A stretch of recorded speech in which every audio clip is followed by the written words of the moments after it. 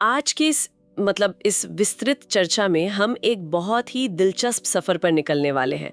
एक ऐसा सफर जो 9वीं सदी के बगदाद के पुरानी गलियों से शुरू होकर आज के आधुनिक विज्ञान और धर्मशास्त्र की बहसों तक पहुंचता है। और ये सफर कोई मामूली कहानी नहीं है। बिल्कुल नहीं। आज हम इस्लामी इतिहास के सबसे प्रभावशाली और शायद उतने ही विवादित विद्वानों में से एक इमाम अहमद इब्न हंबल के जीवन का गहराई से विश्लेषण करने जा रहे हैं। उनका जीवन काल 780 से 855 ईस्वी के बीच रहा था। जी, लेकिन श्रोताओं को ये बता दें कि ये कोई सीधी साधी जीवनी नहीं होने वाली है। हाँ, हम उनके जीवन, उनके काम करने के तरीके और उनके सबसे बड़े संकलन मुस्नद से जुड़े करीब 100 ऐसे अहम और थोड़े वर्जित या टैबू सवालों की परतें खोलने वाले हैं जिन पर अक्सर खुलकर बात नहीं की जाती। और इस चर्चा का असली मकसद सिर्फ एक ऐतिहासिक कहानी सुनाना नहीं है। हम इस पूरी शख्सियत का एक तरह से चौतरफा मूल्यांकन करने वाले हैं। मतलब हम सिर्फ सुन्नी नजरिए से ही नहीं, बल्कि शिया, मुताजला विचारधारा, आधुनिक पश्चिमी शिक्षाविदों और पूरी तरह से धर्मनिरपेक्ष दृष्टिकोणों से भी उन्हें परखेंगे। बिल्कुल। हम ये समझने की कोशिश करेंगे कि सदियों पहले का एक विद्वान आज के समय में भी इतनी तीखी बौद्धिक बहसों के केंद्र में क्यों है। लेकिन आगे बढ़ने से पहले एक बहुत ही जरूरी बात स्पष्ट करना चाहूंगी। हाँ, वो डिस्क्लेमर देना बहुत जरूरी है। एकदम। देखिए, आज हम जिन विषयों पर बात कर रहे हैं उनमें कई राजनैतिक और धार्मिक रूप से संवेदनशील विचारधाराएं शामिल हैं। वामपंथी, दक्षिणपंथी और अलग-अलग संप्रदायों के नजरिए इसमें मौजूद हैं। हम दोनों का मकसद यहाँ किसी भी पक्ष या विचारधारा का बचाव या समर्थन करना बिल्कुल नहीं है। बिल्कुल नहीं। हमारा काम सिर्फ मूल ऐतिहासिक तथ्यों और आलोचनाओं को पूरी निष्पक्षता के साथ सामने रखना है, ताकि सच्चाई को बिना किसी पूर्वाग्रह के समझा जा सके। सही कहा, क्योंकि इतिहास के इतने गहरे विषयों में अक्सर भावनाएं हावी हो जाती हैं। तो चलिए 780 ईस्वी के बगदाद शहर में चलते हैं। अब्बासिद खिलाफत का वो दौर जब बगदाद पूरी दुनिया की बौद्धिक राजधानी हुआ करता था। और इसी शहर में इमाम अहमद का जन्म हुआ था। मैंने पढ़ा है कि बचपन में ही उनके पिता का साया सिर से उड़ गया था। उनकी माँ ने उन्हें बहुत ही गरीबी में पाला। गरीबी थी, लेकिन संसाधनों की वो कमी उनके ज्ञान हासिल करने की भूख को कभी कम नहीं कर पाई। वो दौर सच में बहुत दिलचस्प था, है ना।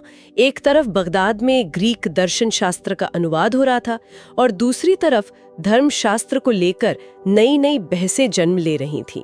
और इसी माहौल में राज्य सत्ता ने एक बहुत ही सख्त कदम उठाया, जिसे इतिहास में महना कहा जाता है। हाँ, महना। इसे एक तरह का धार्मिक परीक्षण कह सकते हैं। अब्बासिद खलीफा अल मामून ने एक खास विचारधारा, जिसे मुताजिला कहते हैं, उसे पूरे राज्य का आधिकारिक कानून बना दिया। और इस विचारधारा का मुख्य तर्क ये था कि कुरान हमेशा से मौजूद नहीं था, बल्कि उसकी रचना की गई है। मतलब वो क्रिएटेड है। बिल्कुल। और खलीफा ने आदेश दिया कि सभी प्रमुख विद्वानों को इस बात को सार्वजनिक रूप से मानना ही होगा। और यहीं से इमाम अहमद के जीवन का सबसे कठिन अध्याय शुरू होता है। क्योंकि जब सत्ता का इतना भारी दबाव पड़ा तो बहुत से विद्वानों ने अपनी जान बचाने के लिए तकिया का रास्ता चुना। तकिया मतलब जब आपकी जान पर बनाए तो आप दबाव में वो बात कह दें जो शासक सुनना चाहता है, भले ही आप उस पर विश्वास न करते हो। एक तरह से मजबूरी में बोला गया झूठ। लेकिन इमाम अहमद ने ऐसा करने से साफ इनकार कर दिया। उनका तर्क बहुत स्पष्ट था। वो मानते थे कि अगर समाज के सबसे पढ़े लिखे विद्वान ही सत्ता के डर से सच छिपा लेंगे तो आम इंसान तक सच्चाई कैसे पहुंचेगी। और उनके इस इनकार की कीमत उन्हें बहुत भारी चुकानी पड़ी। उन्हें भारी जंजीरों में जकड़कर जेल में डाल दिया गया, सरेआम कोड़े मारे गए। इस शारीरिक यातनाओं की हद पार कर दी गई थी उनके साथ। लेकिन इन सब के बीच मुझे एक बहुत ही हैरान करने वाला पहलू नजर आता है, जिसे हम शांतिवाद का विरोधाभास या पैराडॉक्स ऑफ क्वाइटिज्म कह सकते हैं। हाँ, वो बहुत दिलचस्प है। इतनी भयानक प्रताड़ना सहने के बाद भी उन्होंने कभी भी अपने समर्थकों को उस अत्याचारी शासक के खिलाफ विद्रोह करने की इजाजत नहीं दी। बिल्कुल। उनका मानना था कि एक जालिम शासक के 60 साल अराजकता और गृह युद्ध की एक रात से कहीं ज्यादा बेहतर है। ये सच में एक बहुत गहरा राजनीतिक दर्शन है। वो देख रहे थे कि अगर विद्रोह हुआ तो जो खून खराबा होगा वो समाज की जड़ों को खोखला कर देगा। चलिए इसे थोड़ा आसान भाषा में समझते हैं। मान लीजिए आज के समय में कोई बेगुनाह व्यक्ति एक बहुत ही भ्रष्ट पुलिस व्यवस्था का शिकार हो जाता है। पुलिस उसे बिना वजह प्रताड़ित करती है। अब जब उस व्यक्ति के समर्थन में लोग सड़कों पर उतरकर पूरे शहर में आगजनी करने और सिस्टम को तबाह करने की बात करते हैं, तो वो व्यक्ति खुद आगे आकर कहता है कि नहीं, इस व्यवस्था को मत तोड़ो। क्योंकि अगर व्यवस्था टूट गई तो जो तबाही मचेगी उसमें बेगुनाह लोग और भी ज्यादा पिसेंगे। इमाम अहमद का नजरिया बिल्कुल ऐसा ही था। उन्होंने खुद तकलीफ सही, लेकिन समाज की शांति को दाव पर नहीं लगाया। और इसी भयानक दौर से गुजरने के बाद जब हालात कुछ शांत हुए तो उन्होंने अपना पूरा जीवन एक ऐसे काम में लगा दिया जो आज भी उनकी सबसे बड़ी पहचान है, उनका विशाल संकलन मुस्नद अहमद।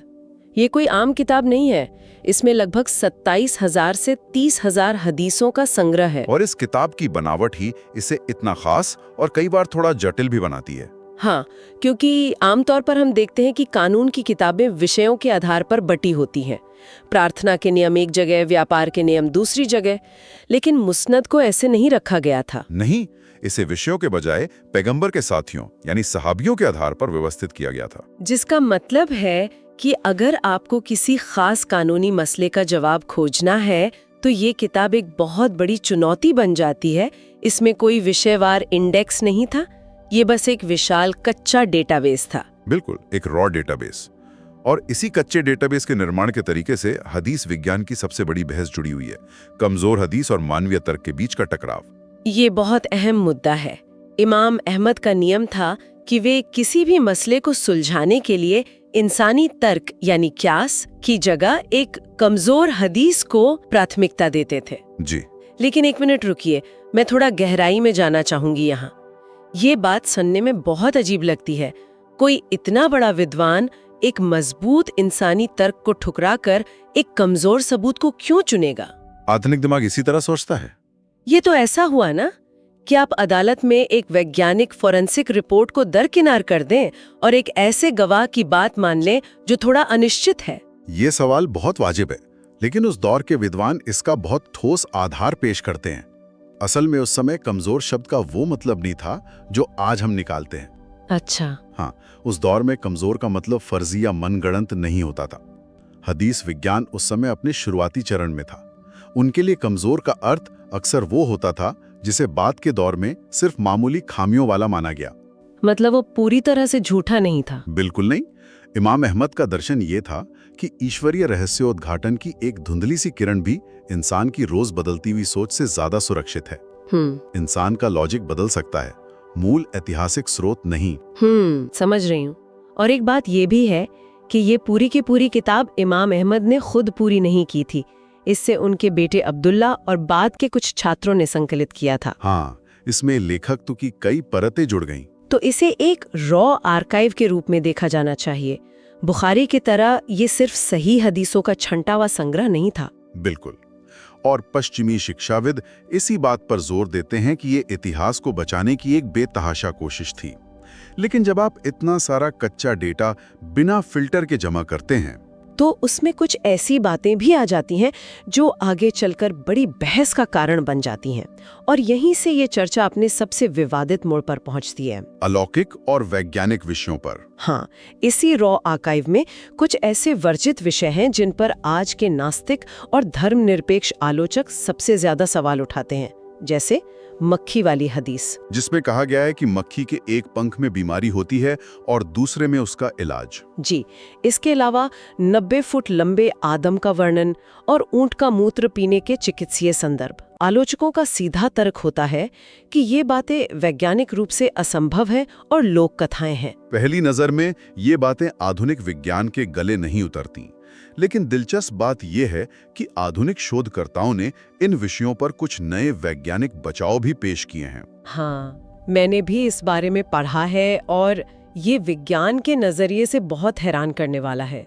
जैसे मक्खी वाली हदीस को लेकर आज माइक्रोबायोलॉजी का हवाला दिया जाता है, बैक्टीरियोफेज वाला रिसर्च। बिल्कुल। वैज्ञानिकों का कहना है कि मक्खी के शरीर पर खास तरह के वायरस होते हैं जिन्हें बैक्टीरियोफेज कहते हैं।